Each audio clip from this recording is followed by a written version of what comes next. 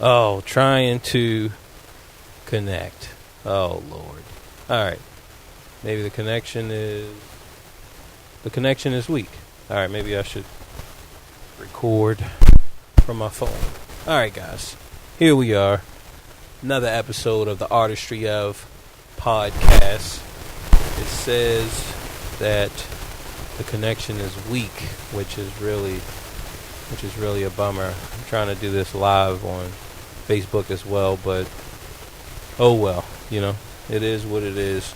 Let's get to our sponsors. Who are we brought to you today by? Well, my friends, we're brought to you by Butch Howard, Brazilian Jiu-Jitsu, MMA all day. I don't know what else to say, okay? You've been wanting to learn this thing called Jiu-Jitsu for as long as I can remember, all right? This is what you dreamed of. You've wanted to do this for a long time, but you never had somewhere to go.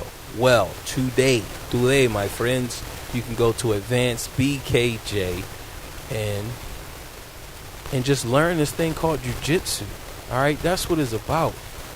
That's what it's all about. It's about you wanted to do it. It's a new year. It's time that you do it. Okay, so go to advancedbkj.com and get started. Get started. Learn Jiu-Jitsu. Be like Hoist Gracie, and do what you need to do.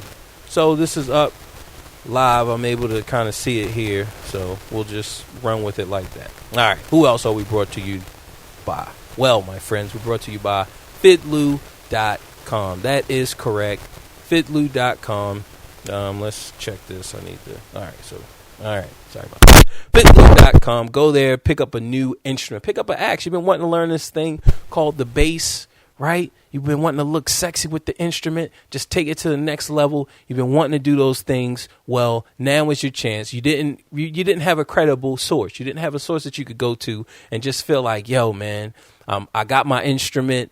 It's like highly just the craftsmanship is on top. It's solid. It's number one. What else do you need? Okay, you don't need nothing else. Only thing you have to do is go to fitlu.com. We are doing the Fitlu Challenge. Yes, you guys know what it is. You go to fitlu.com, pick up an axe, walk around your town. It doesn't matter where you go. It doesn't matter which town you go to. Walk around your town. You're going to like how you look. Trust me, my friends, you're going to like how you look. Okay, fitlu.com. Take the Fitlu Challenge. Last but definitely not least, bowknowsmusic.com. That is correct, my friends. BoNosMusic.com. Go there for all of your needs, all your musical needs. You've been wanting to learn the piano. You couldn't find a good music instructor. Well, only thing you got to do is go to Bo Knows Music, and I will teach you. I will show you the way. I will get you right. You'll be up in no time, just kicking butt on the keys, kicking butt on the piano. You want to learn how to read music? Bo Knows Music. You want to learn how to just play music? Bo Knows Music. All right, BoNosMusic.com. Go there today and sign up for free, I might add. And, you'll just take it to the next level. Take your musicianship to the next level. Be the musician that you always wanted to be. It's a new year. It's new resolution. Your resolution is to become a better musician, to become more efficient and make more money being a musician. Well, go to Bo Knows Music, my friend. Sign up today and enjoy, joy. There's only one other thing to do. Wow. I get me a drink. That is to cue the music.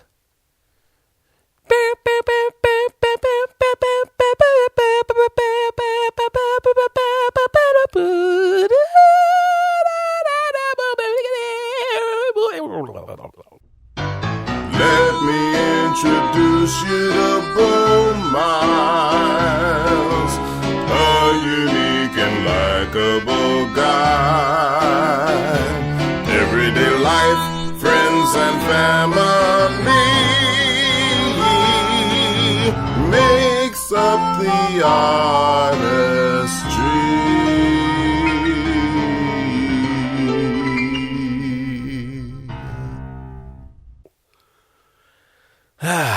Well,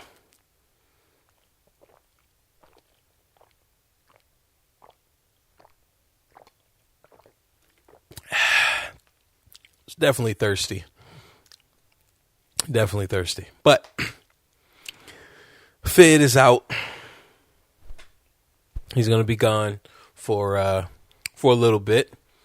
So I'm going to be running this thing old school, the way that I used to do it back when we got started, like last year. It could have even been 2 years. Yeah. It's so hard to keep track of this stuff. But like I got started a long time ago. It was just me. And we're back. Sometimes when I'm by myself, I like to sing. Sometimes, I just like to make music and stuff. But this time when I'm going, I'm not really going to worry about the music. But if I should feel inspired, you guys, those of you who are tuning in on Facebook Live, those of you who listen faithfully every Sunday, I do encourage you guys to like Bo Knows Music on Facebook. I mean, not Bo Knows Music. I'm sorry. The Artistry of Podcast on Facebook. And that way, like whenever we do it live, which I want to do more live shows, just this way you guys can interact more, give us some more feedback and ask questions, maybe make some comments to whatever we're saying. So these next few times, because Fizz is going to be gone for at least like a couple of weeks. Those of you who know where he live, I am checking. So like, don't be trying to break up in the homie crib. Like we got that on lock, all right? So don't be trying to, be vandals, bandits, vandals. So don't do that. But I will be doing this. I don't know if I'm going to do it on Thursdays. My Thursdays are packed. That's usually when we record. So I don't know. Since it's just going to be me for the next couple shows, I might just rock with it one day. I might do it on Saturday. So just like the Artistry of Podcast Facebook page, and I'm sure you'll get a notification when that happens. And if you want to, check it out. All right. I wanted to talk the name of this episode, because I was thinking about this even before I even got in, and then so the name of the episode is community suicide, right? And I want to touch on mental health, but before that, I want to talk about just the community, and mainly, like the black community has this sense that we gotta all band together, and it's like, man, but we're not banding together. It's like, and I even had a post on my Facebook. It was how Lil Wayne talked about when he shot himself and the cops bust in and they jumped over the door. They jumped over him. A lot of officers jumped over him trying to get to the drugs or trying to get to whatever they was trying to get to.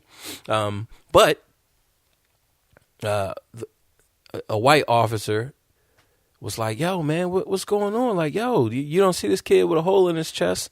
And the officer's like, yeah, I mean, we was going to get to him, right? And that was like the full part of his interview when he was talking about the Black Lives Matter. And he was like, yo, man, it's not about Black Lives Matter because good people are good people. It's not about the color of their skin. Like, if you're a good person, you're a good person. And a lot of times because of this rule, like because of this, yo, you got to be this or you got to be that type of rules and stuff, it just puts us in a position that's not real, right? Like when the little homie Trayvon got hit, you know, it's like, all right, you got everybody up in arms, but the people that was closest to him, and yeah, his mom and dad stood up, you know, they didn't have a choice. And I mean, they seem like real respectable people. Like, I don't have anything to say, but the other people in the community, it was like only one girl that stood up for him. Only one girl stood up for Trayvon to say like, yo, he was a good person. Like out of the whole neighborhood, like nobody else. But yet you have all of these thousands of people ready to march for what? Like what are you marching for? You know, it's like, yo, man, the community don't care. Like they really don't, man. Like they don't care about dude. They don't care about nobody. Like even the homie, what was the other one who got shot in broad daylight? It was on tape or whatever. I can't even think. Mike Brown. Like you even got him, you know, and everybody like, yo, he was a thug. I mean, I can't even say that everybody said it. People did mention like, all right, he was going to college, right? But the community, a lot of times they just don't like us. Just as I don't know if it's just young people or what. I mean, but it just seems like to me that the community, they really don't care. But yet they want us to band together. And it's like, yo, here, let me get my drizzy. All right. But I mean, it's like, yo, come on, man. You look at, like, I remember when I was little, like the community didn't really care. I mean, that's just what it is. All right. Like they didn't, man. I was out there and them just going crazy. And like nobody really cared, man. Like they didn't. Like you just gotta keep it real. They didn't even want me around. Like the community, this community that I'm supposed to look out for. Like they wasn't looking out for me.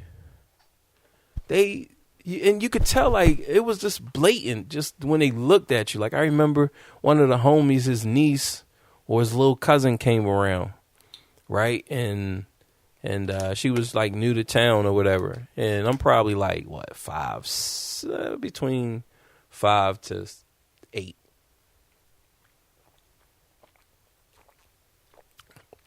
So I'm, like, between 5 to 8. His little cousin, it's probably 4. I would say like half. So, 3 to 4. I can't really say 2, but had to have been between like 3 to 4, younger than me. So yeah, I had to have been at least 8 or 9. So she's like 3 or 4. And we're all outside. We're playing, me, my homie, and all the other kids, and his cousin, the cousin's mom. Like the way our neighborhood is, like if you know Baltimore, like we got blocks, so it's all out in the open. Like if we're playing outside, like everybody is there. Everybody can see us. It wasn't nothing like where it was in seclusion and you had something that was going on and nobody could see, So of course, even now, like, yo, his cousin like being around me. I was a fun kid, and all the kids really enjoyed my company. But I remember one of the older adults like one of just the ladies in the neighborhood saying something that just, it made me feel like weird, but at that age, you really don't know the implications of something, right? So if you're 8, you don't know, like when they say, oh, well, you shouldn't be playing around, like those girls shouldn't be playing around those boys, right? Now, as an 8-year-old boy, like I wasn't thinking of anything that was going to hurt some girl as opposed to hurting a boy, like we got into fights, we got in all types of crazy stuff and did crazy things, but it wasn't nothing like sexual, and that's the way I felt. But at the same time, like I didn't really have a true concept of where they was going with it, like I couldn't figure out or even understand, but I just knew that, they didn't want me around his little cousin, I didn't even do anything. Like in that whole neighborhood, I never did anything. Like I never did anything in that neighborhood where they were like, all right, that's his MO now. You feel me? Yo, that's what he do. Bo, he like to, get it in, or he like to like break windows, or he like to whatever. Like I didn't have any of that. Only my thing was he come around, oh, all right, and here go his homies, and they all play outside and they talk, and we talked about cartoons and all types of crazy stuff, right? I never really got into no trouble at that age, but yet you had all these elders in the neighborhood, they didn't like me, right? Like why? But then at the same time, so like, yo, when I grow up and I'm a menace, like, don't get mad. That doesn't make sense. Like, don't get mad because now I'm selling crack in the neighborhood. Like, yo, it is what it is. Y'all never showed me love. Y'all never gave me nothing. But yet you want me to come out and be all lovey-dovey and like, yo, you treat me like crap when I was little and I was like 8 years old. So now that I'm old enough and you feel like all right, he could be he could damage us up. Now you want me to be all peaceful. It's like, yo, man, I'm going to show you what you showed me. You showed me nothing but just a dark time, like I knew that I could not depend on any of you guys, any of you. That's what I knew. So now that I'm older, all right, like if your son get roughed up, he got roughed up. Like, so what?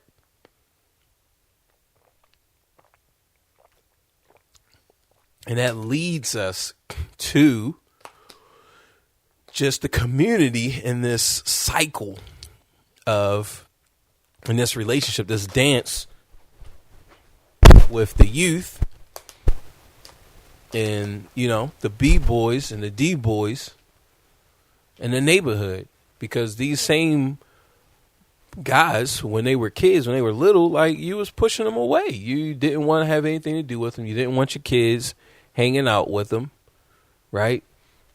You didn't want this, you didn't want that, which I understand. So sometimes, when you're at the bottom, you're exposed to everything, right? When you're at the bottom, that means you can see everything that goes on above you, above your head. You can see everything that goes on. And so with that in mind, it's like, yo, it is what it is. Like, all right, you're exposed to stuff. You're at the very bottom, you see everything. You see people beating their wife. You see people beating their kids. You see kids beating kids. You see abuse of all types. You see, just power. You really get to see how power can change a community, how power can change expression and fear. Like, you can see that stuff. You can see it clear when you're at the bottom, whereas the higher you go, they hide it, and the more, it's not really in your face. And so, all right, I get that. The community, like, yo, y'all just exposed to so much. Who knows what you're exposed to? But, like, yo, man, that's a two-way. Like, it don't matter how high you go up, you're still exposed to all types of crazy stuff. And, it's not everybody, but you still got that some, and they're going to be influential on those around them, whether it's 10-year-old, 15-year-old, 20, 30-year-old. It don't matter. It don't matter how old the person is. They are still, if they've been exposed to something terrible, all right, but don't just think because my family don't have much that, I'm a terrible person. And that's just how the community was treating me and just treating us. And when I say us, I mean all the homies who just grew up, at the time that I grew up. But like I was saying, it's just a vicious cycle because now those kids are now adults, semi-adults. They like 15, some of them 13, and they start selling crack. It's like, all right, so how is they selling crack to their community? It's like, man, because the community don't care about me. The community never looked out for me. The community is nothing. Like, so I'm here. I'm here to wreak havoc on them. The same way, and it could be because they're afraid that, when I was little, this is what I was going to do. But you guys kind of force me. You push me in this direction, right? So that's the thing.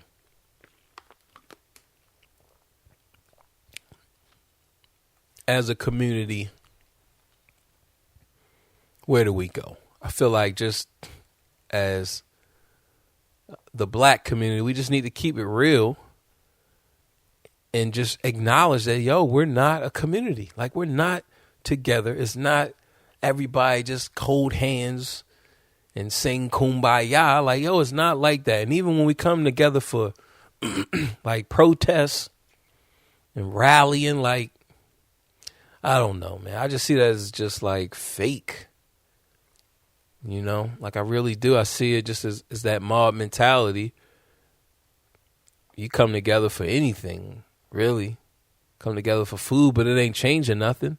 Like, how you gonna have thousands upon thousands? We talking like, you have like 10, 20,000 people, a mob of people, all talking about we need change, or we need to do this, we need to do that. And when y'all disperse, you go back to the same routine, like, and I understand it's like a diet. Yeah. You say, look, man, I'm going to eat right. I'm going to work out. I'm going to start doing this. I'm going to start doing that. And I'm going to be healthy. And you get started. And then before you know it, that honey bun is calling you back, or that chocolate tasty cake. It's got your name on it, Krispy Kremes. The baker's dozen is calling for you. All right, I get it. And then you backslide, right? But you're talking about thousands, like when you see those protests, I mean, especially like the big ones, man, that's like thousands of people. Like, even if you're talking 500, 600 people, that's a lot of people to be in an area, right? So you have a whole block filled with people. I mean, it's like thousands of people, because 600 people is not even that much. Like, when you put them all together, that's a nice little crowd. I mean, it's definitely you. They could kill you. They beat you to death. 600 people, like, no problem. But I'm talking, man, those groups, when you was seeing those movements, man, they had like, I want to say at least like 2,000 to 3,000 people, going at it, saying that, we want change, we want this, we want that. So I don't know. We just have to be real with the situation, because each time when you try to be romantic about something, you try to say like, all right, this is the way that it should be, as opposed to this is the way that it is. It just puts you in a perspective where you're not able to truly, and it makes you feel out of place, right? You can't even rely on this stuff, right? You feel uneasy, you feel shaked. Like, I can't even stand on this ground. This ground is so just like quicksand. I thought it was supposed to be like this, but as soon as I step now, I see that it's not. And that's the same way with these lies and just being romantic about our situation and our people. Being romantic is like, it's just not gonna work. Like, it just doesn't, it's not healthy. It's not a healthy image because like quicksand, you know, if you don't have somebody to pull you out, like you're going to die and you're going to be like, I mean, but we supposed to be helping each other out, right? Like, nah, man, we ain't helping each other out, you know? So that's the thing. And that mental stability is now shaken if you believe that this is the way it's supposed to be, and you get to a situation where you're dependent on it to be a certain way, and it doesn't. Well, then what is that going to do? You know, that's going to mess you up. It really is, and it could put you in a situation, put you in a position where you just feel like there's nothing that you can do. There's no impact. There's nothing that you can do. You have to exist in this reality, and you know, that could definitely cause some type of serious mental health, which I believe a lot of stuff is based on environment. You know, like I really do. I'm sure that someone has done some type of study. You figure most things that we believe as a community is that it's a chemical imbalance. You know, that look, if this one person can thrive in this environment, then everyone should be able to thrive in this environment. And that's just not true. Like if we one hand we say that, okay, you're unique, each person is unique. That means each person has some type of tailor-made environment that they are really like, that they thrive in, right? You're a fish and you're out of water and you're just trying to get air and you're just trying to breathe. You just look horrible, right? You're just flopping there on the side and you just like, and just no one knows what's going on. They're like, yo, man, dude's man, he crazy, you know?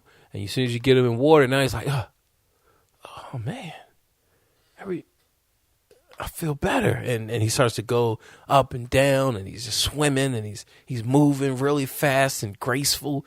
And now people are like, all right, well, that's where he belongs, you know? And it's those things like we don't really know what it is that really, you know, puts that stress and that anxiety and that tension on us. But I'm sure that it's environment and it's the construct of environment. It's just the things that this system, this society, this community that we're, you know, prescribed to, for some people, it's just not a good fit. They're just a fish out of water, you know. They're just up and they're just trying to make it, and it's like, yo, and we can't even see that. Look, he needs to be in the water. We can't even see that. And I come across stuff like that all the time, where you see students, you see people that are one way in school, and as soon as you see them outside of school, they're totally different. And it's like, man, you're a different person. Like that environment put that much stress and tension on you to where you felt like this is who you had to be. And when I see you outside of school, like there's this new person. It's like, well, where is that person? Right? And everybody is just feeding off of each other. Everybody's pulling off of everybody and trying to be what the next person thinks you should be, or thinks, look, this is how you should act.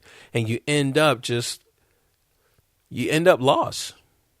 I mean, it's really no other way to really say it. Like you just end up lost, right? Not really truly knowing who you are. You believe that this is who I am, but in actuality it's not.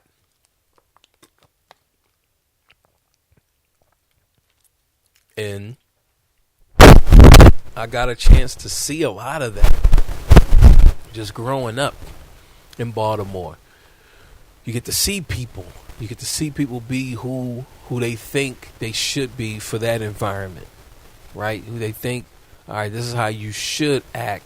This is the most effective way of handling this situation that I've seen. And the biggest thing is like, you know, it's all run off of fear.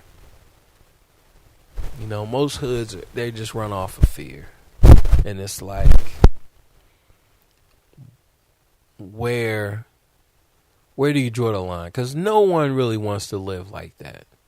Like, no one wants to, but at the same time, we do. I mean, that's just what you just have to say it. I mean, like, this is what we like. Like, just that adrenaline causing mischief and just being crazy. Like, that's that adrenaline. You just like, yeah, it's like a high, it's like a rush. And you want to do it again. You want to keep doing it, doing those things and living that way. Right? So, I think that's more of a younger thing, but some people just keep it. Because, all right, as a kid, all right, you like to fight and you like to cause trouble. But some adults are like that. They want to fight, they want to cause trouble, they want to hate. Right? Like, I don't want to hate. I don't want to hate anyone. I don't want to just hurt people, but there are adults who do. Like, this is what they want to do. They want to put together an army and take over places, right? So you have those extremes all in the community, and it's crazy. Another thing I want to get into is this thing about just consciousness, and it's weird.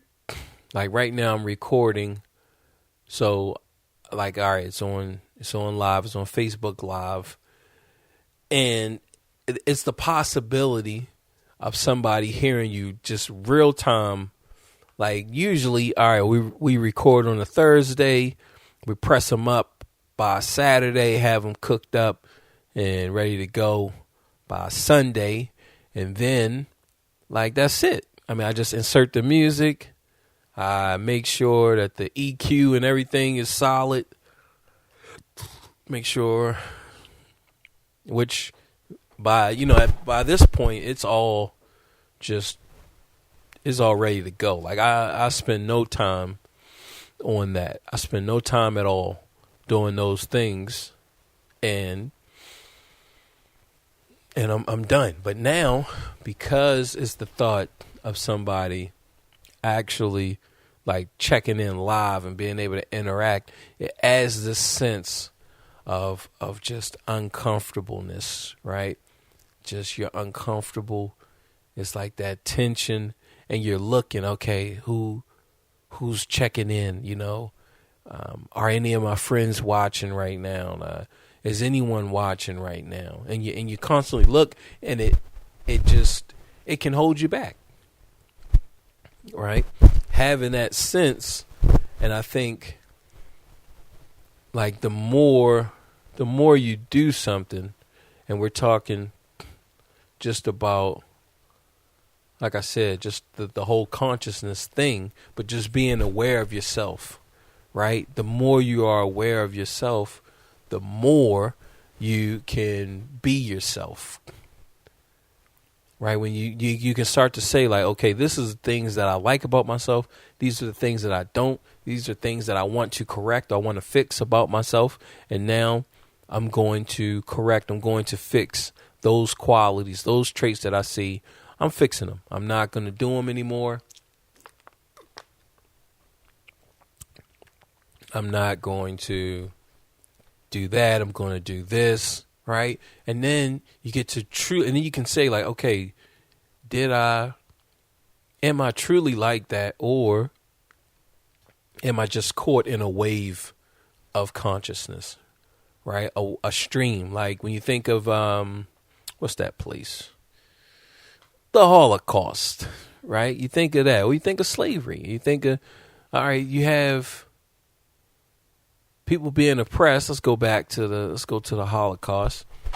You go there, you have people being oppressed, but you have millions of people who were letting it happen, who knew that, okay, man, millions of, like, people are dying over there, right? Like, I'm not seeing any Jews, right? and for millions to die, you would notice. Like, just imagine if you're in Baltimore or you're in New York, and now you don't see any black people, right? I mean, that's like, yo, what in the world is happening?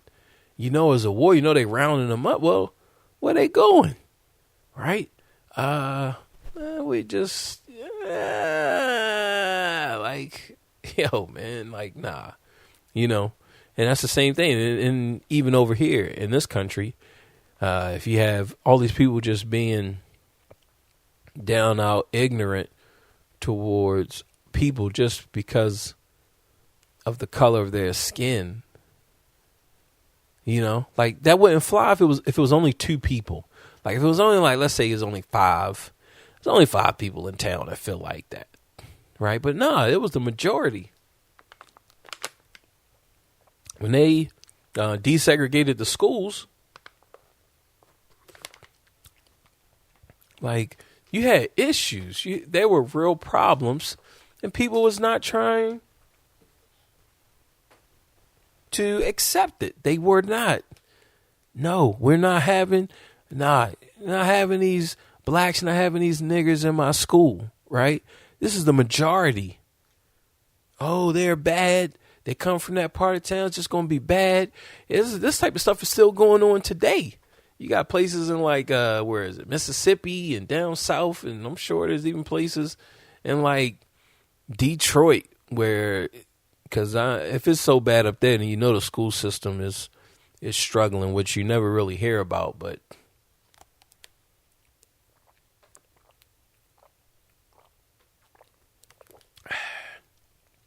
you know that it's an issue, right? You got these kids, and now they get to come over to this school or that. You're like, nah, man, well, I don't want them. They bad, right? So you have a huge community. Now it's only going to be a minority of bad, you know, just students who just like, man, we just don't care, right? A lot of times, most of them are following someone. So once you identify, all right, this is who is leading this idea, and you crush that idea, now the problem is done, right? But most people, they like, man, I just don't even want to deal with it. So, you know, you still have it. So that it's just, am I caught in that stream of consciousness where it's like, yo, and I'm going to look this way. I can, because when I check just the feed, I'm seeing myself look down. But this is fine, maybe. I mean, it'll be all right. You can't look, and you can't fix everybody. So hopefully it'll be all right. I really won't look at this too much anyway. It really won't matter. It'll be all right no matter what. So, am I caught in a stream of consciousness pushing me in a certain way? Or is this who I truly am? This is who I made the decision that this is who I am. This is what I'm going to do. This is the way that I'm going to react to situations, right? And just getting to know yourself puts you in a situation where, in a position where you can make that evaluation for yourself and say that this is who I am, right? This is who I am no matter what. No matter if I have no views, no matter if no one listens to me, or if I have 100 views or 1,000,000 views and 1,000,000 people are actually listening to me, right? This is who I am. But that's all based off of just self-awareness. Stepping off of that because I just, I want to talk about some other things as well. I just don't want to talk about the community because in those issues, because I feel like, what's the point a lot of times? I feel like, what's the point? What's the point of even dwelling on that stuff when no change is happening?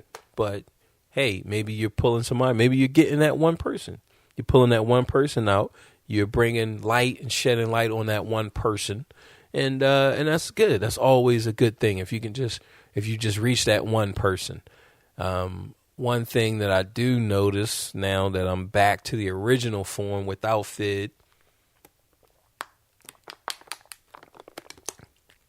and without the keyboard or the guitar or something is how much more I'm talking.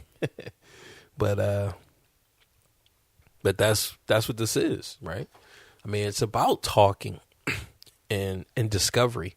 And when I listen to it again, then it's like I'll have a conversation with myself. So I'll be eager to listen.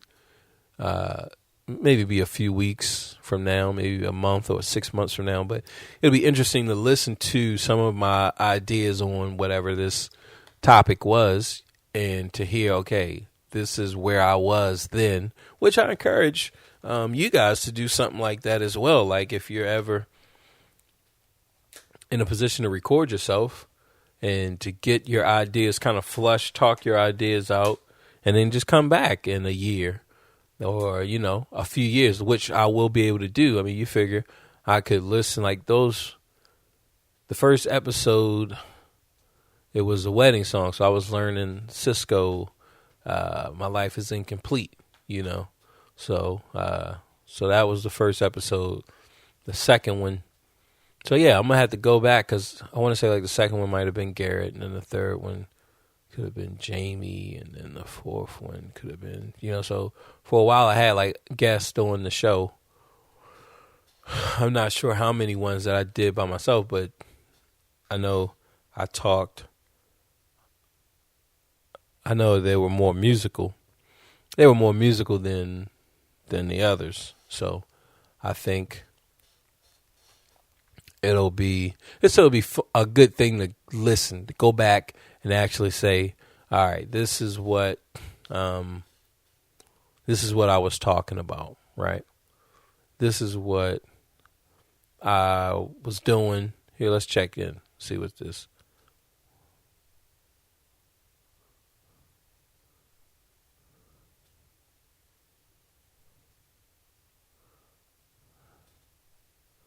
All right, so it's not that far behind.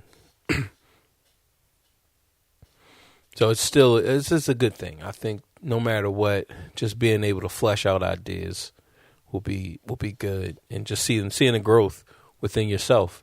Always seeing growth, right? Because a lot of times you feel like you're stuck. Like I know me personally, I just feel like I'm in a trap. It's not, I can't say a trap because a trap implies that someone has set this. Some other force is causing you, does not want you to succeed or does not want you to go on. So it wants to hinder those things. And I don't see it as that. Like my life is in my hands. I dictate my life. I cause things to happen or not to happen. But I do feel like I'm just stuck, right? I have a few things going on, and I'm trying to gain momentum. I'm trying to get those things rolling. It's like I'm on a train. I'm trying to get it moving. And it's just not.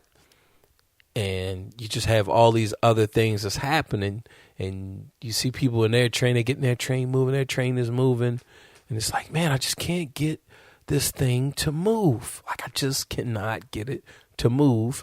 But now I'm in a space where it's like, okay, all right, here's the connection. These are the things that I need to do, and this is the system that I need, and I have those things in place. So now I just have to do it, right? So that's good. Moving on to other things, because it's kind of hard to say like where to stay. I think that's the biggest thing, is the transition when you're by yourself. Like if it's me and Fid, well, Fid might say something and it'll lead us down one path, and then I might say something and it'll lead us down another path. So like we're always transitioning within the conversation, but we're always using each other to transition. And every now and then I'll just bring up like, well, I was also on this, right? But it's harder to do that when you're by yourself, because especially if we're talking about flushing out ideas, well, then you're constantly flushing, and you really trying to get as many points of view on that one topic as possible. And, who knows how that sounds from the other side. I will eventually, right? But it is quite the thing. So let's jump on to, is reality, are we in a simulation, right? I was checking that out too. Elon Musk, he was talking about how he feels like the probability, if you just look at VR, you look at virtual reality, now that it is available, which I have the PlayStation VR, and it is crazy. Like man, it's an experience. Like, it truly is. And I have Resident Evil 7, and I've been playing that, and probably put in about 90 minutes worth of gameplay. But it took me a while because I didn't play the whole demo all the way through. So like a couple of puzzles I just didn't do. I couldn't really figure it out. I had to kind of take the long way. And then the boss fight, it definitely took me a few times doing the boss fight, where like I was watching videos on people just covering the same area that I covered, and people did a lot better. I would say the ones that I watched did a lot better. So they made better time than I did.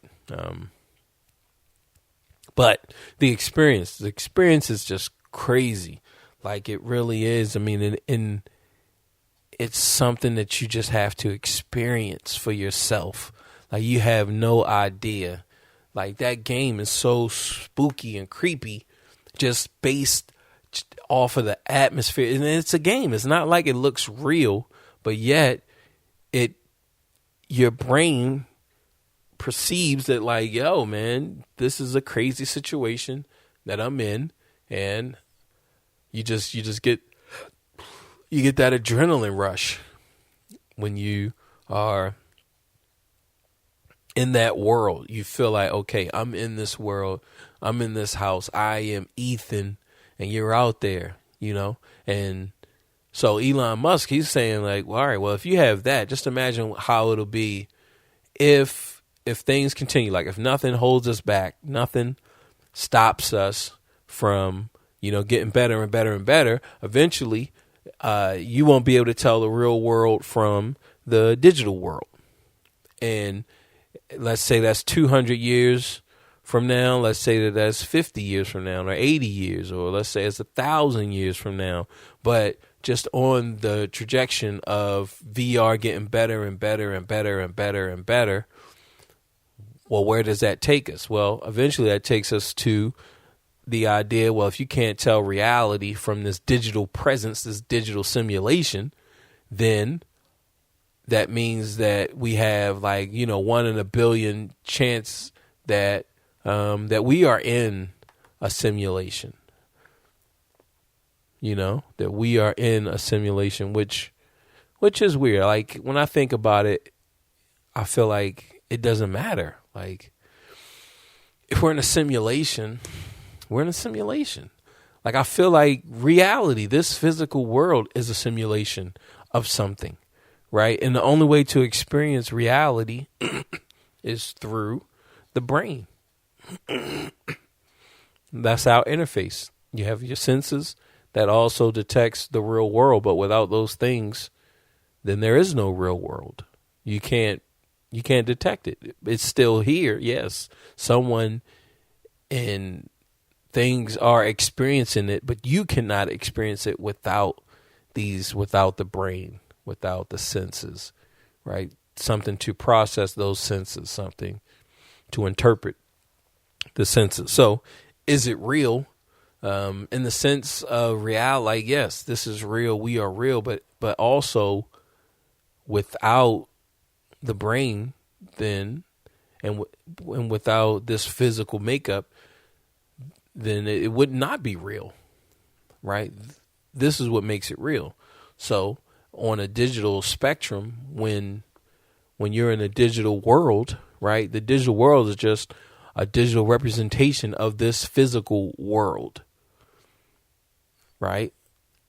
the things, it's made to look like the physical world. It's made, the properties, all things are made to be like the physical world, but in the digital world with the right coding or with the right whatever, those rules can be bent, and you can now jump higher. Or if it's even written in that, look, in the script, look, you're going to jump super high. You're like a superhero. You can fly. You can do this. You can go underwater. You don't even need, you can breathe anywhere, right? Like those things doesn't matter in the digital world, right? But it's still based, and eventually, I mean, you figure like in a simulation where you don't feel any true pain, right? Well, then what? Then you know that it's a simulation, and you reject it. Like now you're in there, you're facing whatever you need to face, you're doing whatever you need to do, but you don't truly accept it, right? Like when I'm in there and I was taking on the I definitely want to talk about the Prometheus stuff too. But when you're in there and you're taking on beings, right? You're taking on the enemies, and he gets stabbed, right? Like you're not running away at that point. Like you're not fleeing. So what the game does is give you a health bar, give you some type of indicator to where your brain is like, okay, I'm taking too much damage. I'm about to shut down. So let me get out of here, right? We have pain. We have all types of receptors, mainly, our nervous system detects that type of stuff. So, all in all, are we in a simulation?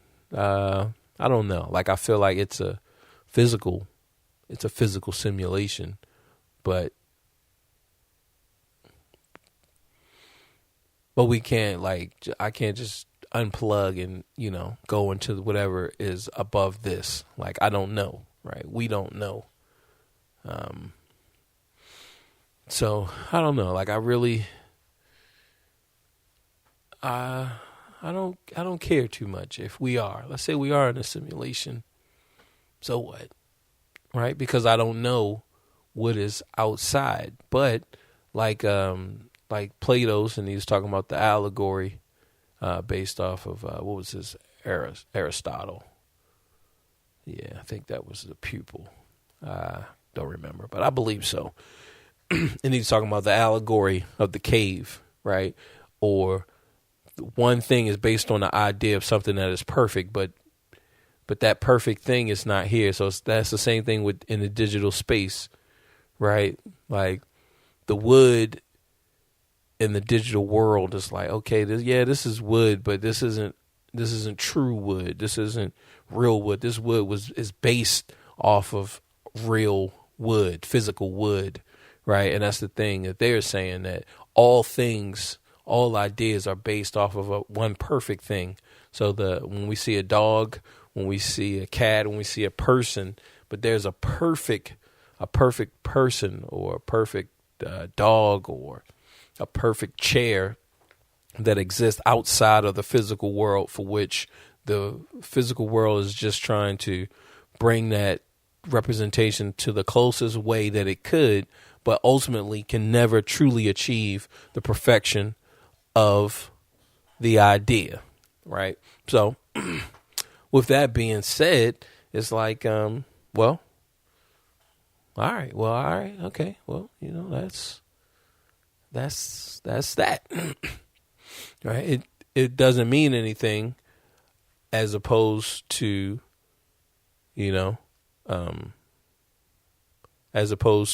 just being on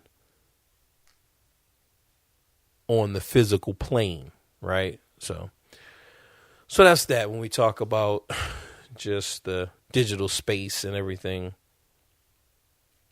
let me check with my wife real fast. So you have that with with the physical and the digital, and this, could we be in a simulation? The people who even pose the question, it's like, all right, I hear you, but I don't really feel that. I don't feel too engaged. Like, I don't feel like, look, this is something that is of great importance, because you can't, like, a digital representation cannot live in the physical world, right? If you're in a game, you cannot live in the physical world, right?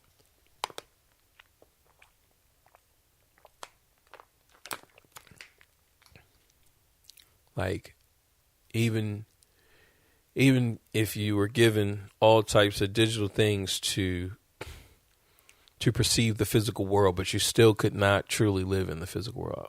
Like, okay, you have the body. I've created a body for you. I've created eyes. I created all of these things, right? But you truly are not in there. So you know, that is so that is definitely a thing. I mean, even if you look at it from that perspective, right? You are some type of digital. You are some type of consciousness, right? You are consciousness, but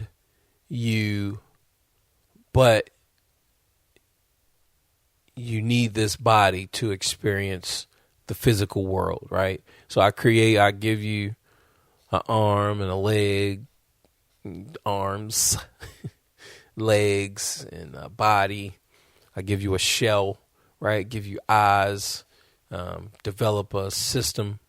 But see that's a good point. Like, but are you truly real now? Right? Like, this is like a ship. You're in this ship, and this is how you experience the physical world. But I know that you are of digital descent, right? I know, okay, you come from a place of ones and zeros, and that has evolved, right? I mean, it just puts things in a new perspective, even if you're just thinking about the organic life, right? At what point is it now real? Because, like, this is, and I mean, even those things can still die, right? The chips and computers and all that stuff can still be shut down. Like, it still needs energy flowing. And so it has to come up with a system where it can make energy. It can take energy, convert energy, can convert things into energy and use it to function and power the whole system. So, I mean, that really is, it's an interesting take just on what is real and what is not. So, that I like that. I really do. That's pretty interesting, if I do say so myself. Then we have Jeepers Creepers. Fid hooked me up with the Jeepers Creepers movie, both of them, which I probably watch them tonight as well, because I have to practice, which I haven't practiced in a couple of days, but I have to shoot the intro to this video that I'm dropping. I'm dropping the alternate fake one tutorial, right? So I'm gonna try to drop that. Probably drop it tomorrow. Like, we'll see. Like, I could drop it today. We'll figure. I'm not really too pressed over it, but I need to do that, right? So I got the alternate, because the first one is like the original one. Sounds like kind of bottles or whatever. And then this new one, I don't even know if that's Drake. Like, it's just so weird. Like, you got fake Drake, the fake Drake channel dropping fake Drake music. I don't know, man. It's weird, but the music is all right. The music is fresh. So I'm gonna just run with that. I'm gonna show those changes. It's always good to, if you can do both. Like, the original is solid too. So this alternate take is good. Hey, I'm gonna just go ahead and put it up, and I'm not really gonna worry about who is it real or is it not. Like, look, man, it don't matter. Like, because even if it's like, let's say the dude name is Lil MC Ham Hock, so if you got a little MC Ham Hock and he come out, he like, yeah, that was my song, but like, everybody already know we thought it was Drake. Like, they're not gonna say, nah, that's Lil MC Ham Hock. Like, nah. And then now they want to listen to Lil MC Ham Hock. Like, that's just not how it works, right? So even though you get into the mind of the people, but you're still getting into the mind of the people based on somebody else and associating yourself with that other person, right? So I say all of that to say, like, it doesn't matter whose song or who's on it, who's doing it. Like, I don't care, that part doesn't matter. So I'm gonna get that up, and within today or tomorrow, put that up there and get it popping. So that Jeepers Creepers though, I'm thinking like, man, so who? All right, what is the creature? Like, the creature has human tendencies, right? So it can't be an alien. It seems like a machine, right? Just because it has to do the certain thing. I mean, it just seems like a machine. But at the same time, it's like, it seems otherworldly. I don't really think it's a demon, though. It could be a demon. It does have wings.